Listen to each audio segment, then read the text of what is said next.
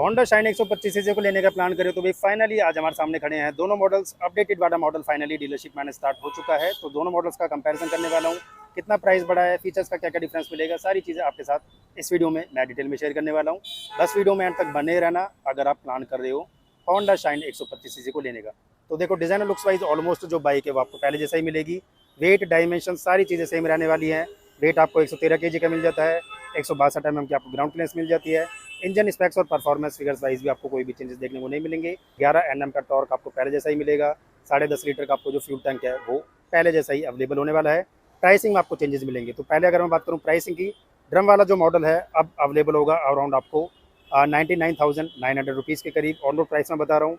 Disc वाले model में जाओगे तो अराउंड आपको 1,04,000 के करीब ऑन रोड प्राइसिंग नए वाले अपडेटेड मॉडल के करीब आपको मिलने वाला है। यानी कि 3,000 से 3,500 का जो प्राइस हाइक है वो आपको अपडेटेड मॉडल में मिलेगा। तो दोनों ही डिस्क वाले मॉडल खड़े हैं। फ्रंट में आपको 240 mm की जो राउंड शेप की डिस्क है वो अब अवेलेबल हो जाती है।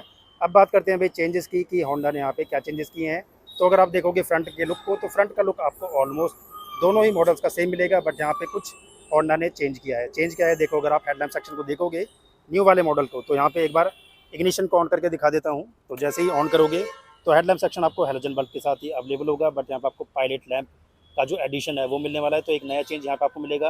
अगर आप देखोगे ओल्ड मॉडल को, तो ओल्ड मॉडल में आपको ओनली जो मेन बल्ब था वो ही मिलता था, पायलट लैंप नहीं मिलता था। तो थोड़ा सा लाइट की जो विजिबिलिटी है वो आपको अपडेटेड मॉडल में थोड़ी सी बढ़िया मिलेगी। बाकी ग्राफिक्स आप देख लो, ग्राफिक्स वाइज कोई भी चेंजेस नहीं है। फ्रंट में आपको टेलीस्कोपिक सस्पेंशन मिल जाते हैं। टायर सेक्शन आपको 80/100 का मिलेगा। फ्रंट में आपको 240 mm की डिस्क साइज़ मिल जाती है। रियर में आपको 130 mm के जो ड्रम ब्रेक्स हैं वो अवेलेबल हो जाते हैं। अब देखो 3,000 का प्राइस तो बढ़ा दिया है होंडा ने, बट क्या चेंजेस किया है, 3,000 का प्राइस वर्थ है या नहीं। तो देखो पहला आपको चेंज मिलेगा headlamp section wise. Next update जो रहेगा वो रहेगा इस बाइक का मीटर कंसोल। बहुत बड़ा अपडेट है। तो मीटर कंसोल आपको यहाँ पे LCD डिस्प्ले के साथ अवेलेबल होगा। SP125 जो आती थी ओल्ड वाला मॉडल, सेम ही मीटर कंसोल यहाँ पे शाइन में 125 सीसी में आपको अब अवेलेबल होगा। सो कुछ ऐसा डिज़ाइन रहने वाला है। डेटा की अगर मैं बात करूँ तो देखो यहाँ पे आपको फ्यूल की इंडिकेशन मिलेगी, स्पीडोमीटर्स की डिटेल्स, यहाँ पे क्लॉक की indication, gear position indicator, trip meters की डिटेल्स यहाँ पे अवेलेबल होंगी। और यहाँ पे अगर आप देखोगे बटन्स को, तो सेलेक्ट और सेट का जो बटन है वो यहाँ पे मिल जाता है। सेलेक्ट के बटन की हेल्प से चेकआउट कर लेते हैं कि क्या क्या चेंजेस आपको मिलेंगे। तो देखो यहाँ पे ट्रिप मीटर्स की डिटेल्स आप चेकआउट कर सकते हो।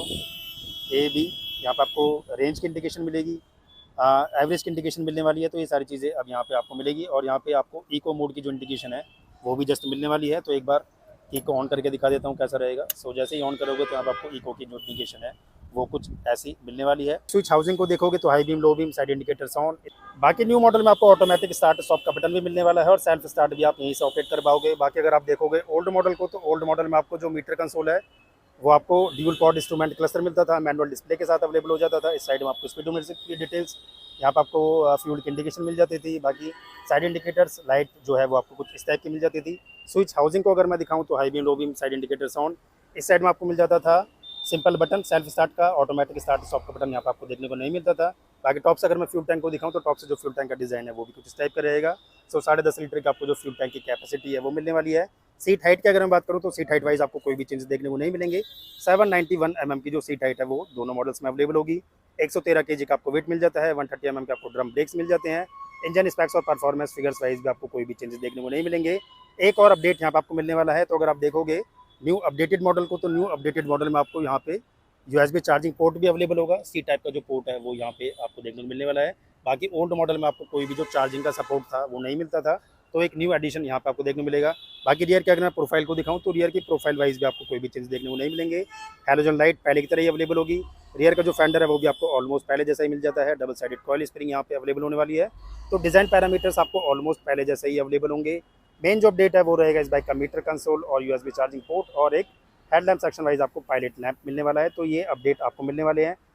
3,000 का जो प्राइस बढ़ाया है, मीटर कंसोल दे दिया है, हेडलैम्प सेक्शन में आपको थोड़ा सा अपडेट दे दिया है। तो ये वर्थ है या नहीं, डेफिनेटली कमेंट सेक्शन में आप मुझे ज़रूर रिप्लाई करना। बाकी लेने का प्लान कर रहे हो तो वीडियो बहुत ज़्यादा इन्फॉर्मेटिव रहने वाली है। वीडियो अगर अच्छी लगी हो तो प्लीज़ वीडियो को लाइक करें, शेयर करें और चैनल को करें सब्सक्राइब। सो करते हैं इस वीडियो को यहीं पर and. So thanks for watching.